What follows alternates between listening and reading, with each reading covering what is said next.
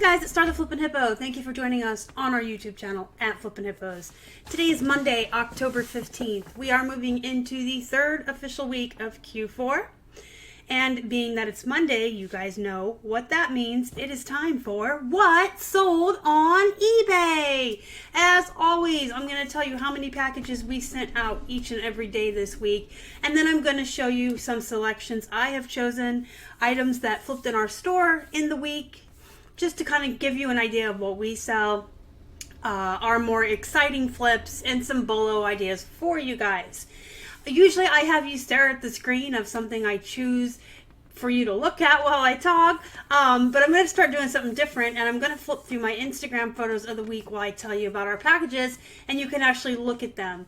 Every day when we do shipping, I take a photo of all of our packages and I put a post on Instagram when I get back to the post office to let people know how well or how not well we're doing. I am 100% transparent. Whether I send out 40 packages or 2, I take a photo and I list it every day on Instagram to share with you guys the ups, the downs.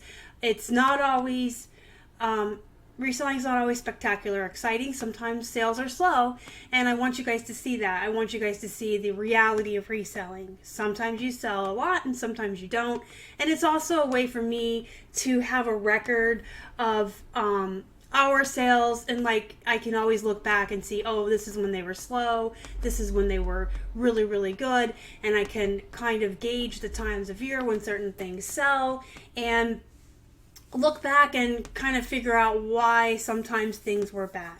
Like, obviously, when I look back in July, I know we went on vacation for eBay Open to Vegas, so I kind of know why they were slow. But anyway, I do put up a photo every day, so I figured I would just like go through them from now on when I talk about the packages, just so you guys can kind of get an idea of what it looked like. Last weekend, we had a 4-day weekend. Columbus Day was Monday, so we sent out 4 days worth of packages on Tuesday. There was a total of 47 packages. You can see the big pile right here. We had 33 eBay sales, 14 Posh. It was an amazing weekend, but there was an extra day, so that probably accounts for a little bit of the extra sales. And then on Wednesday we had 6, and that's close to a 5% sell-through rate.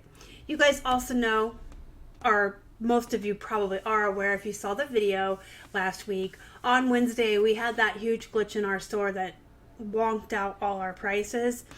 So it was a rough day all around. So having 6 that day was good enough for me. That day was just bad. The whole store wonked out. On Thursday we sold 14 and 12 packages. We had 11 eBay sales and 3 Posh. Last Friday, we had 8 sales. 5 of those were eBay and 3 of those were Posh.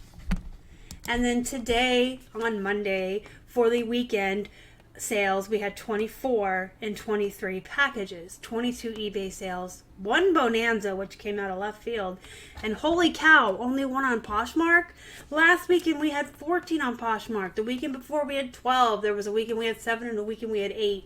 I have no idea what happened on Poshmark over this weekend to have just 1. That's bad. That is really bad. And I can't tell you why or what went wrong. I shared my closet 3 times a day, every day. The last time to the party at 10 p.m. we sent out 20% offers to likers on Sunday. I don't know why, but it just tanked when we only had 1. Our eBay sales are also pretty low. 22 sales on eBay for a weekend. It's still shy of a 0.5% sell-through rate, so this weekend was not good. No, not at all. Not at all.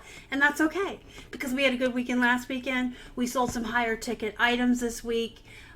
We sold some local sales. So that's why you don't put all your eggs in one basket. You spread yourself out over different platforms. You do local sales. You sell low items, high items. You sell on different platforms. And when you have a weekend like this, you'll still be okay because you're still selling elsewhere. So let's just take a look at some of the items that sold for us this week. We're going to start with our Plush. We had a pretty good week for Plush.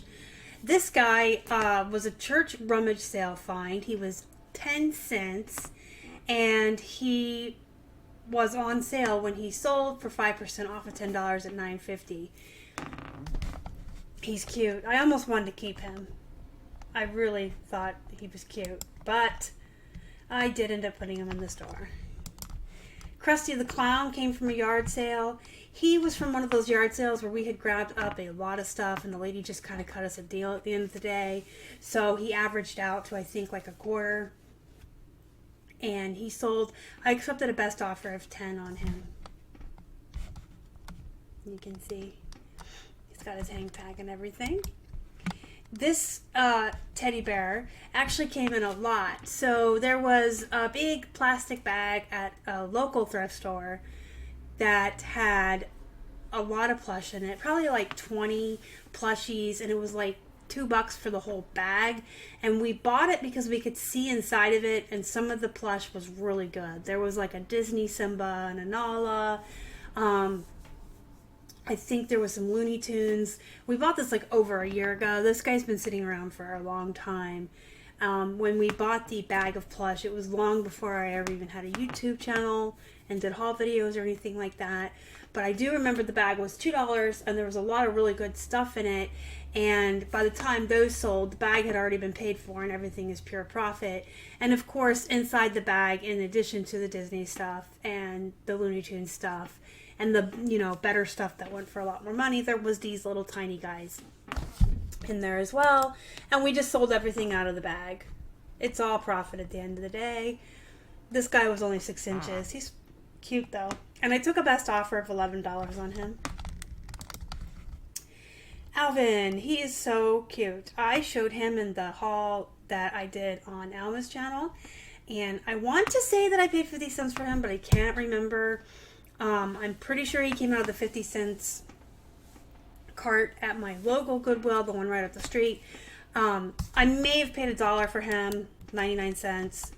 I would have paid up to that, I should say, for him. But he did go for the $15. And these all shipped first class. All the plush I'm showing you. Except for the last one, but the ones I've showed you so far. So this Angelina Ballerina, Alice Mouse, was from my local honey pot before it closed.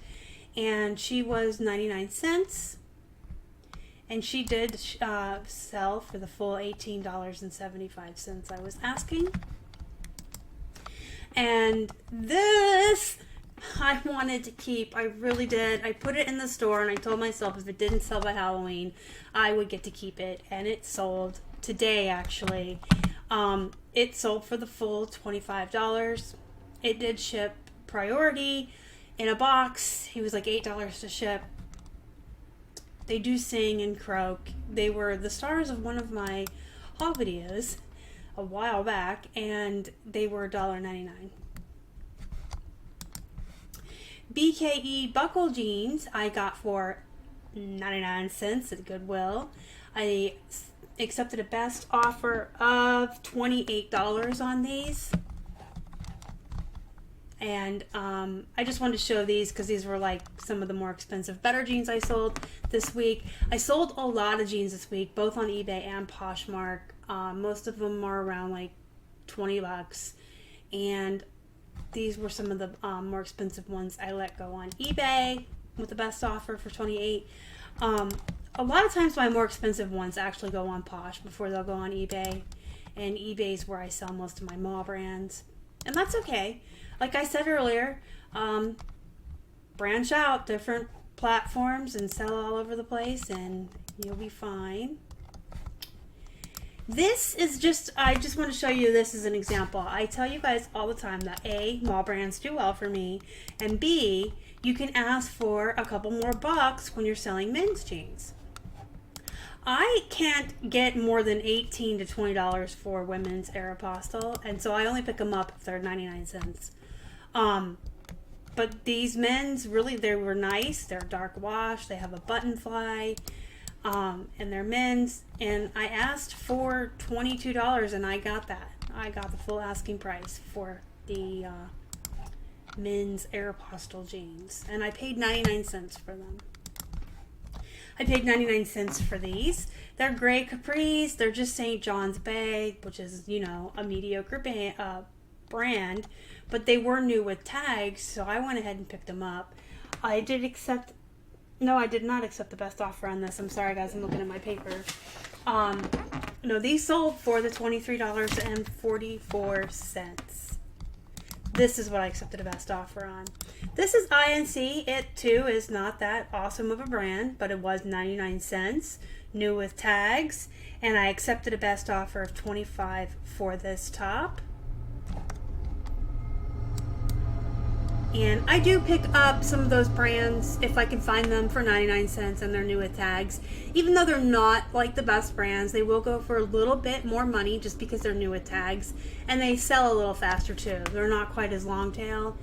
Things that are new with tags flip faster, especially in fourth quarter. This is a sweater that Keith found for 99 cents. And we picked it up because we tend to do really well with Argyle sweaters, both male and female, and it did sell for the $18.75. You guys remember this from a haul video?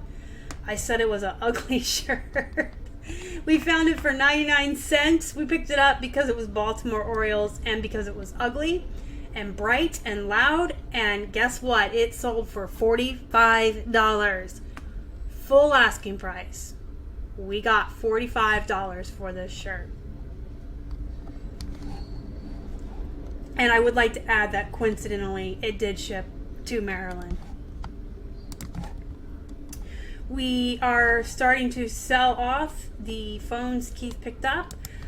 We got a dozen of them on an auction. I've talked about them in several different videos. And we are selling them off as broken for parts. This one went for $60. And this one went for $180.50. So we had some really nice flips this week, and we had some, you know, good stuff that was new at tag sale for a higher price, and men's jeans, and some buckle jeans, and some plush. So we had a pretty good week overall. The overall quantity or volume of what we sold and the overall gross of what we sold is good. We're on target, but you can always do more and try to always beat your own self, your own high score, and just, you know, every day strive to do better than you did yesterday. I know I say that all the time, but I really believe it. So even when we have our best and most stellar weekend, the next weekend I want to do better. And then I have a not so good weekend, I spend the week listing extra and really grinding and hustling because I want to do better next weekend. I always want to do better than I did yesterday, and Keith and I both always want to beat our own high scores. We want to sell more, we want to list more, we want to continually raise our average sale price, and of course we want to increase our listings so we can increase our volume. So, you know, we had a good week though. I'm not... You know, considering everything that happened, the glitch, and that we had a pretty bad weekend, it still overall was a good week. And so we're just going to move forward into this week, Q4, week 3, and just really put our noses to the grind and see if we can't do better next weekend. Let me know down below in the comments what you guys sold this week. Did you guys have any really awesome, amazing flips? Did you sell something that you're proud of? Did you sell something that was like an amazing return on investment? Just let me know in the comments what you guys are doing. I love to hear how you guys are doing, and I love to hear what you guys are selling. Do me a favor and smash that like button if you would, and if you haven't already and you would like to, please subscribe to our channel and help us feed a hungry hippo. You can find us on Instagram, Facebook, and Twitter. We're at Flippin' Hippos. Until next time, you guys have a good night.